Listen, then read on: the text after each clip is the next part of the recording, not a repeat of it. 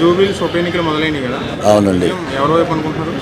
నా పేరు మొహమ్మద్ అబ్దుల్ ఖాదర్. నేను తెలంగాణ స్టేట్ మైనార్టీ వైస్ చైర్మన్ని. ఇంతకుముందు కూడా చాలాసార్లు మాట్లాడినాను. ఇప్పుడు ఈ ఉప ఎన్నికలు అవుతున్నాయి కదా, అయితే ఈ ఉప ఎన్నికల్లో తప్పనిసరిగా కాంగ్రెస్ పార్టీ చేతి గుర్తు నవీన్ యాదవ్ గారు గెలిచే పొజిషన్ రోజు రోజు రోజు పెరుగుతూనే ఉన్నది. మొదటి నుంచి ఎప్పుడైతే నామినేషన్ ఏకముందు పేరు డిక్లేర్ అయిన తర్వాత అప్పుడే నవీన్ యాదవ్ అనగానే చాలామంది సంతోషపడ్డారు.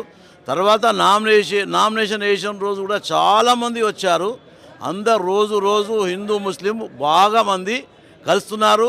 మంచి వ్యక్తికి టికెట్ ఇచ్చారు కాంగ్రెస్ పార్టీ, రేవంత్ రెడ్డి గారు అని కూడా చెప్తున్నారు.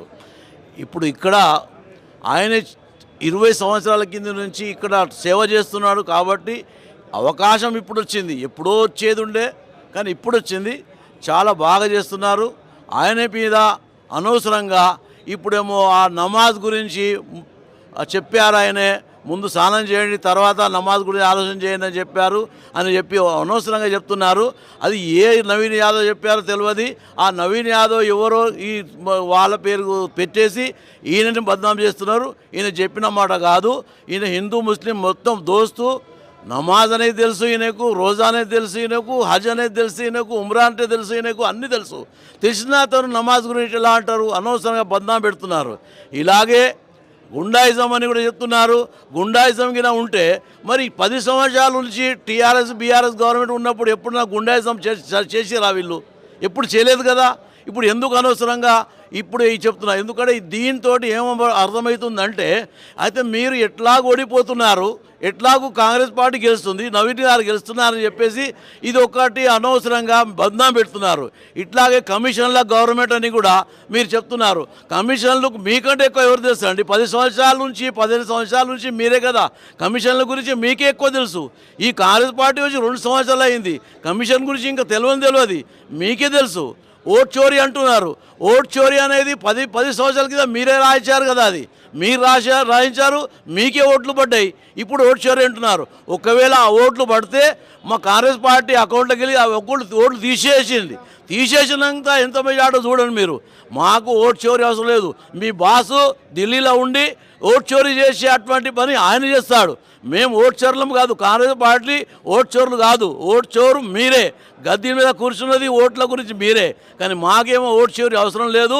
ఇక్కడ తప్పనిసరిగా సరైన ఓట్లు, మంచి ఓట్లు, హిందూ ముస్లిం సికే ఓట్లే సరిపోతాయి మాకు.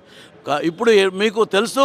ఇప్పుడు మీరు ఇంకోటి కూడా, ఇప్పుడు మీకు ఏ క్యాండిడేట్ను నిలబెట్టారో సానుభూతి వచ్చి గెలుస్తుందని ఆమె అనుకున్నారు మీరు. కానీ ఆ సానుభూతి అనేది ఏం లేదు. ఇప్పుడు మీరు ఆ క్యాండిడేట్ను కూడా మార్చేద్దామని ఆలోచన చేస్తున్నారు కావచ్చు. ఇప్పుడు క్యాండిడేట్ మార్చేసి వేరే వాళ్లకు క్యాండిడేట్గా పెట్టిస్తారని కూడా అర్థమవుతుంది. ఇప్పుడు మీరేమో తప్పనిసరిగా ఈ ప్రజలతోటి నా ఖాయిష్ ఏముందంటే, మీరు తప్పనిసరిగా 11 తారీఖు నాడు పొద్దున లేవ్వంగానే కాంగ్రెస్ పార్టీకి చేతి గుర్తుకి రేవంత్ రెడ్డి గారికి, సోనియా గాంధీకి, రాహుల్ గాంధీ గారికి, ప్రియాంక గాంధీ గారికి, ఖడ్గే గారికి వాళ్ళ చేతులు గట్టిగా చేయాలంటే తప్పనిసరిగా మీరు కాంగ్రెస్ పార్టీకి వేయాలని నేను కోరుకుంటున్నాను.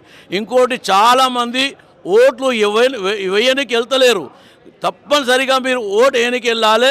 ఎందుకంటే ఇంకోటిగా ముస్లిం మైనార్టీకి కూడా చెప్తున్నాను, మీరు కూడా కొద్దిగా డిలే చేసి ఓటు వేయనికి కొంతమంది వెళ్తలేరు. వాళ్ళతో నా ప్రార్థన ఏముందంటే, వాళ్ళు తప్పనిసరిగా మీ ఓట్లను బీహార్లో 60,000 మందికి ఓట్లు తీసేశారు.